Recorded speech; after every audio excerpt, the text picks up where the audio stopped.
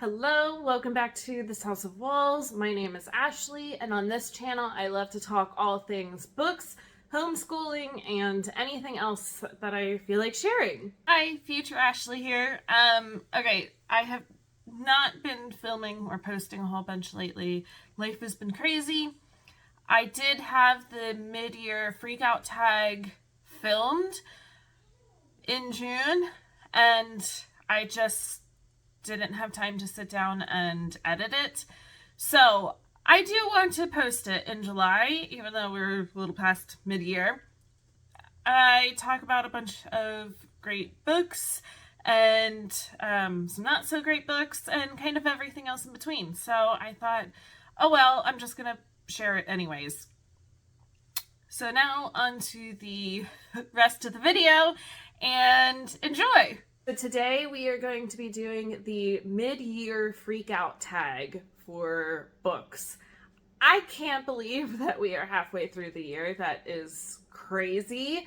Yeah, we are in full-blown summer mode here.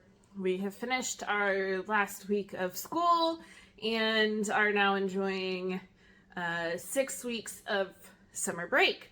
So that means a little bit more reading for me, possibly, or busier times running kids everywhere. But as I am filming this right now, I have finished 51 books this year, and that's amazing. I am so thrilled with that. My goal on Goodreads was 60 books. I think I'm going to try to get to 100. So I think in the next, pretty soon, I'm going to be increasing my goal. I set it low this year because I wanted to see how things were going to go. Last year, my husband was gone for most of the year, and so I was able to read a whole lot. And it hasn't really slowed down with him being home. I am still definitely reading and finding any time that I can to pick up a book or listen to a book or anything with a book. So on that note, I'm going to take a sip of coffee and then let's talk about some books. Alright, so the first on the list is favorite book of 2023. I don't know that I have one that like sticks out all by itself. I know last year I did, and that was just easy. That's my favorite book of the year. I don't know that I have that this year. I do have 3 books that for sure 5-star reads, absolute faves. So I'm going to show those to you. The first is Fourth Wing by Rebecca Yarros. Not a surprise. I do have a video where I was reading this, so if you are interested to see my reactions to it, I will link that above. Beautiful book. A little YA at times, but definitely has some adult moments. I loved the dragons in it and the interactions with the dragons, some of the main characters. It was really, really a great book. My next is The Adventures of Amina Al-Sarafi, and that is by Shannon Chakraborty. I have never read anything by this author before this book, and this one took me by complete surprise. I didn't know that I needed a story with an older female pirate who's coming back and getting the gang together. But apparently I did. I thought this writing was witty and funny, sarcastic at times. I really, really enjoyed this, and I can't wait to continue the series when more comes out. And then I have read a lot of books that aren't fantasy this year, so I had to go through my list and see if there were any that really, really stuck out to me. And one did, and that is Demon Copperhead by Barbara Kingsolver.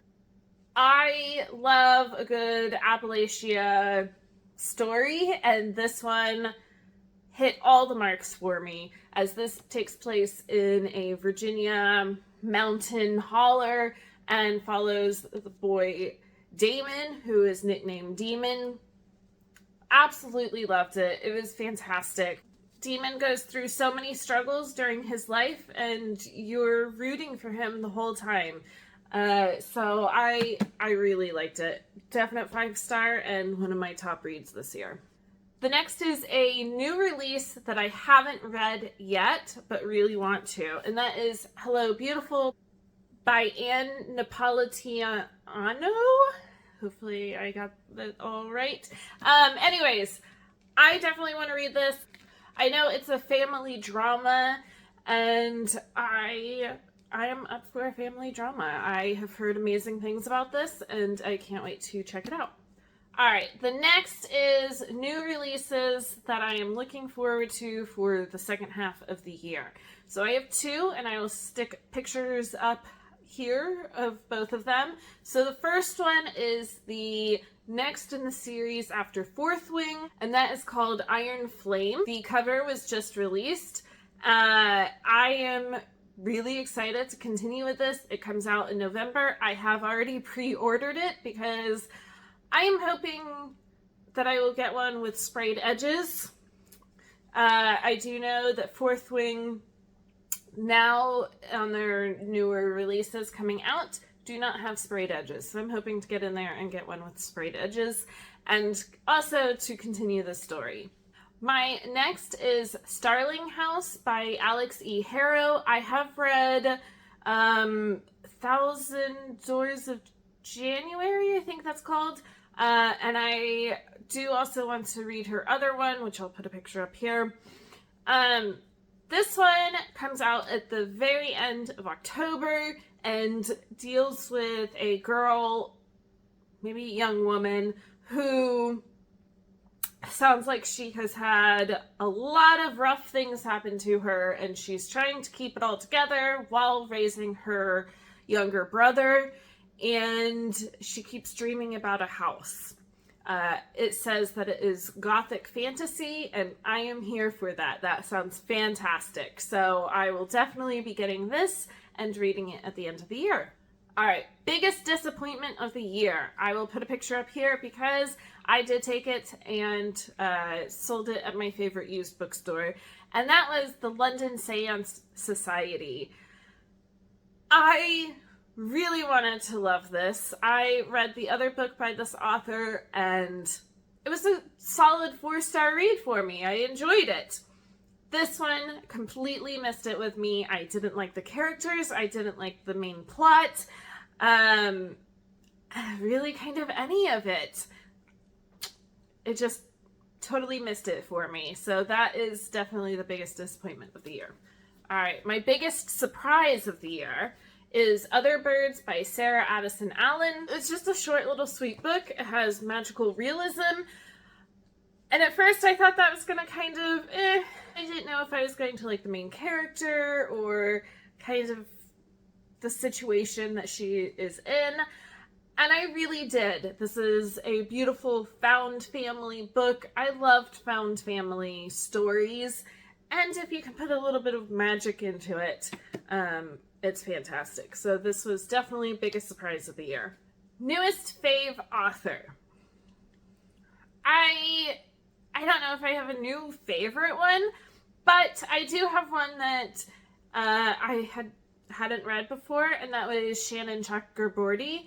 She does have another series, and so I did pick that one up because I loved The Adventures of Amina Al-Sarafi so much. So I do have City of Brass, and I think that there's 4 books in this series, and I definitely want to get to this one and check it out.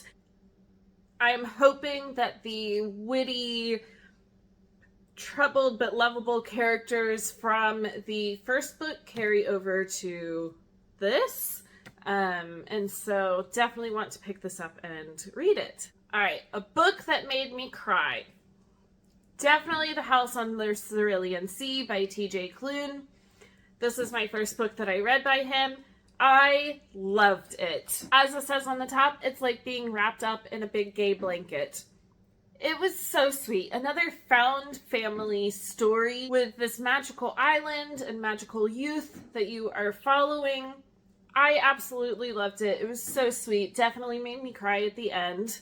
And I can't wait to read more by this author.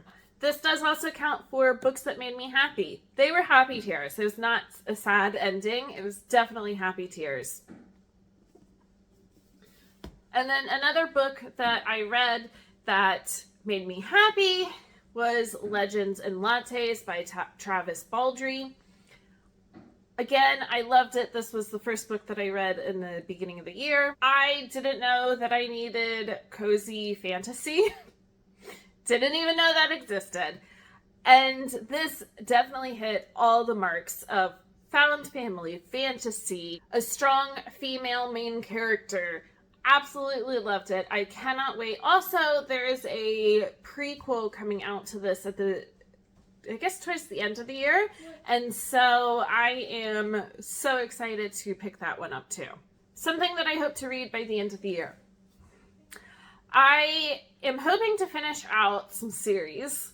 My main one being the Throne of Glass series. So I will stick a picture up here. I have read the first 3 books.